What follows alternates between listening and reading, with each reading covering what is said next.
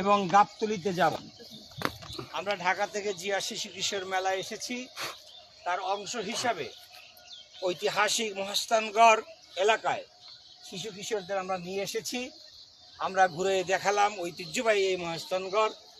সময় স্বল্পতার কারণে আমরা আমাদের গন্তব্যে পৌঁছতে পারলাম না বলে আমরা আসলে খুবই মর্মাহত। আমরা এখন আবার আমাদের বগুড়া শহরে আমাদের হোটেলে চলে যাচ্ছি।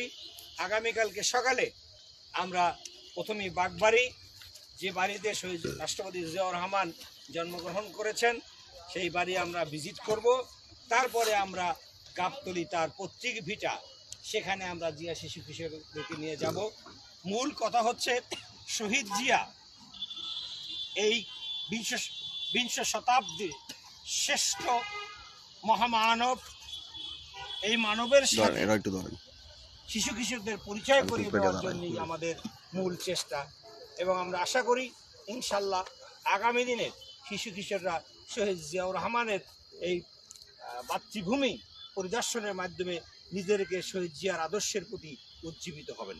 ধন্যবাদ। নায়ান